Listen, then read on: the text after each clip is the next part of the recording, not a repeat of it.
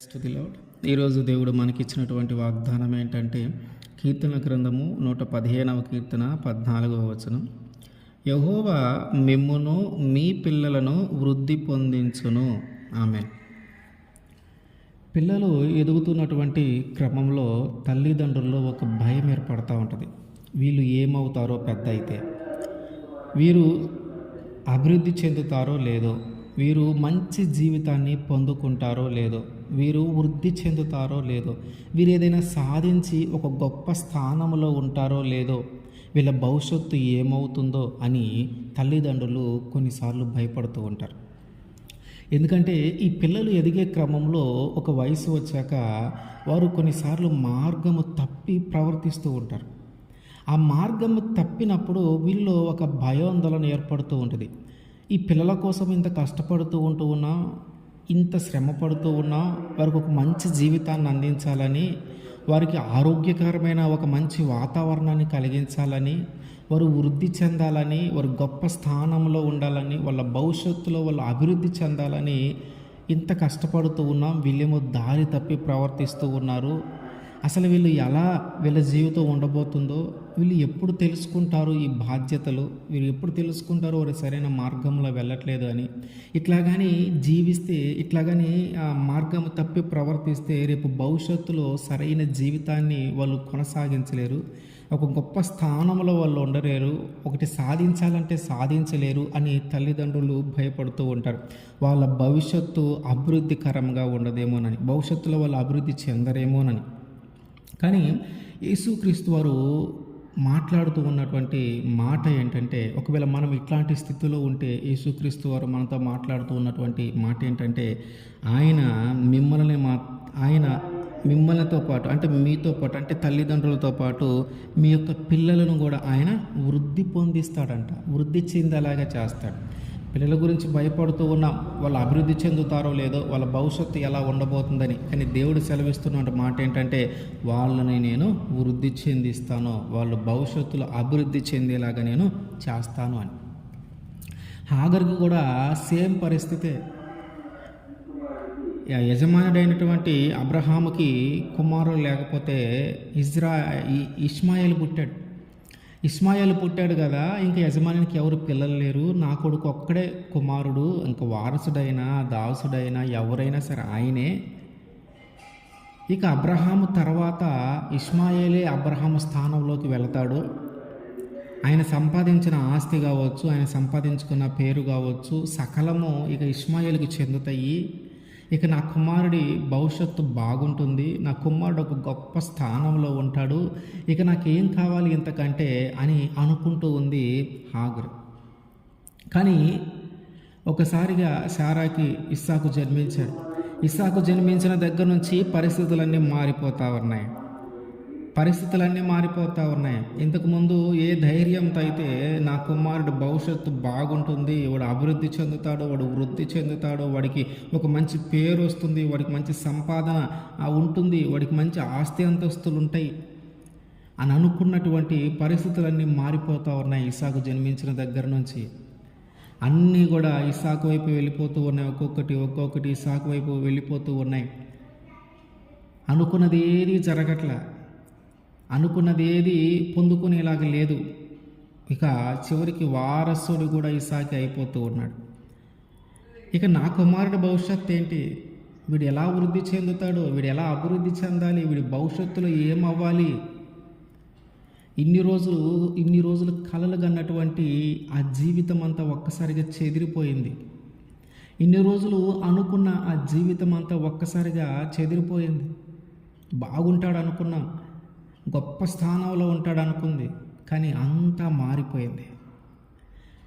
ఇస్సాకు వచ్చేసాడు, ఇస్సాకే వారసుడు, ఇస్సాకే ఆస్తి మీద, ఇస్సాకే అంతస్తులు, ఇస్సాకుకే పేరు. అబ్రహాము తర్వాత ఎవరైనా ఆయన స్థానాన్ని భర్తీ చేసే వాళ్ళు ఎవరైనా ఉన్నారంటే అది ఇస్సాకే. కానీ దానికి ముందు ఇష్మాయేల్ అనుకుంది హాగరు. కానీ పరిస్థితులన్నీ మారిపోతే ఇంకా ఆమె ఊహించని ఒక ప్రతికూల పరిస్థితి ఎదుర్కోవాల్సి వచ్చింది. ఏంటంటే ఇంటిలో నుంచి బయటికి వెళ్ళిపోవటం. ఆమె అసలు ఊహించలేదు దాన్ని. సరే, వారసుడుగా కాకపోతే కనీసం ఇంట్లో అయినా ఉంటాడు కదా, తండ్రి దగ్గర ఉంటాడు కదా, యజమానుడి దగ్గర ఉంటాడు కదా అనుకుంది. కానీ అసలు ఊహించని ఒక సంఘటన తన జీవితంలోకి వచ్చేసింది. ఏమని?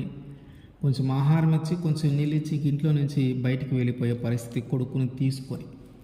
ఏ ఇంటిలో అయితే వారసుడుగా ఉంటాడు అనుకుందో అదే ఇంటిలో నుంచి బయటికి వెళ్ళిపోయే పరిస్థితి ఏర్పడింది. ఇది ఊహించలే అసలు.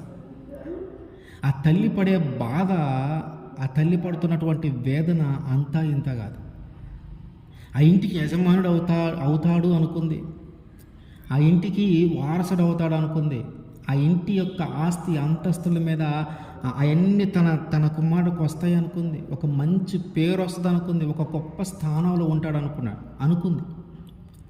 కానీ పరిస్థితులన్నీ మారిపోయినాయి. అసలు ఆ ఇంటిలో నివసించే అర్హత, అసలు ఆ ఇంటిలో నివసించే పరిస్థితి కూడా లేదు. మొత్తాన్ని ఆహారం ఇచ్చి నీళ్ళు ఇచ్చి ఆఖరిని ఆయన కుమారుడైనటువంటి ఇష్మాయేల్ని ఇద్దరిని కూడా బయటికి పంపించేశారు. వేదనతో, దుఃఖంతో ఏం చేయాలో తెలియదు, ఎక్కడికి వెళ్ళాలో తెలియదు. ఇప్పుడు దాకా ఊహించుకున్నటువంటి, అనుకున్నటువంటి ఆ ప్రపంచమంతా చెదిరిపోయింది. ఇక ఏం చేయాలో తెలియదు, ఆ బిడ్డని ఎలా పోషించుకోవాలో తెలియదు. ఆ బిడ్డని ఎలా పోషించుకోవాలో కూడా అర్థం కాని పరిస్థితుల్లో వాళ్ళు తెచ్చుకున్న ఆహారం అయిపోయింది, వాళ్ళు తెచ్చుకున్న నీరు అయిపోయింది, తాగటానికి ఎక్కడ నీళ్లు దొరకట్లా. వీళ్ళు అరణ్యంలోనికి వెళ్ళిపోయారు. అరణ్యంలో ఎక్కడ ఆహారం దొరుకుతుందో, ఎక్కడ త్రాగటానికి నీళ్లు దొరుకుతాయో అర్థం కాని పరిస్థితుల్లో దాహంతో అల్లాడిపోతూ ఉన్న స్థితికి వచ్చేసారు. ఇక చిన్నపిల్లవాడైతే తట్టుకోలేకపోతా ఉన్నాడు. ఇక తాగటానికి లేక, అంటే దాహమును తీర్చుకోనలేక చనిపోతాడు అనుకునే స్థాయికి వెళ్ళిపోయింది పరిస్థితి. ఇక ఈ పిల్లవాడి చావు నేను చూడలేను అని చెప్పి వాడిని కొంచెం దూరంగా ఉంచి ఈమె అతన్ని చూస్తూ కొంచెం దూరంగా నిలబడి, దేవుడు ఆ చిన్నవాడి మొర విని హాగరును పిలిచి ఆమె కన్నులు తెరిస్తే ఆ దగ్గరలో నీళ్ళ ఓట ఉంటే కనిపించింది. అక్కడికి వెళ్ళి నీళ్ళు తాగింది. అప్పుడు చెబుతున్నాడు దేవుడు, నీవు భయపడొద్దు, ఎందుకంటే ఆల్రెడీ ఇష్మాయేలును గురించి అబ్రహాముకి దేవుడు ఒక వాగ్దానం చేశాడు. తన కుమారుని గురించి, అతను ఎలా ఉండబోతూ ఉన్నాడు అనే ఒక విషయం గురించి దేవుడు వాగ్దానం చేశాడు. అదేంటంటే ఆదికాండము 17వ అధ్యాయము 20వ వచనం. ఇష్మాయేలును గురించి నీవు చేసిన మనవి నేను వింటిని, ఇదిగో నేను అతనిని ఆశీర్వదించి అతనికి సంతాన అభివృద్ధి కలుగజేసి అత్యధికముగా అతనిని విస్తరింపజేసేదను. అతడు 12 మంది రాజులను కనును, అతనిని గొప్ప జనముగా చేసేదను. ఈ విషయము హాగరుకి తెలియదు.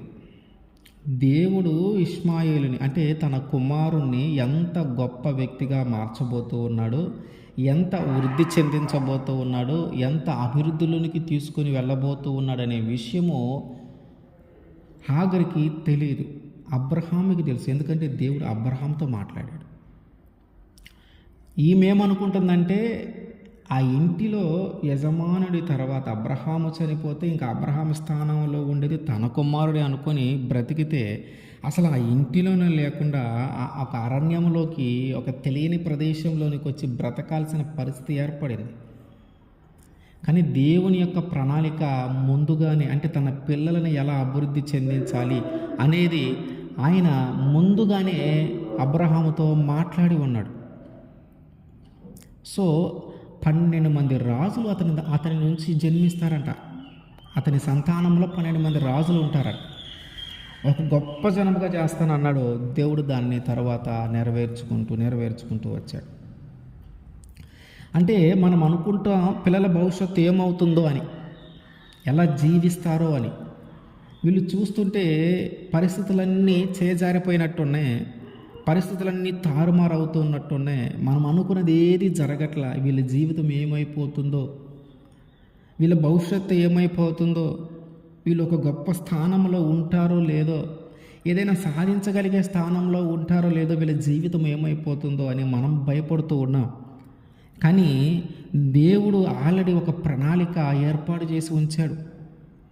అందుకని ఆయన మనకి వాగ్దానం చేస్తున్న మాట ఏంటంటే, నేను మిమ్ములను మీ పిల్లలను వృద్ధి చెందిస్తాను అని. అంటే మన పిల్లల ఎడల ఆయనకు ఒక ప్రణాళిక ఉంది. ఆయన నమ్మదగిన దేవుడు గనుక, మాట తప్పనివాడు గనుక, వాగ్దానము చేసి మరచిపోని దేవుడు గనుక మనకు చేసిన వాగ్దానం ఆయన ఖచ్చితంగా నెరవేరుస్తాడు. ఏంటి వాగ్దానం? మనల్ని, మన పిల్లలను ఆయన వృద్ధి చెందిస్తాడు.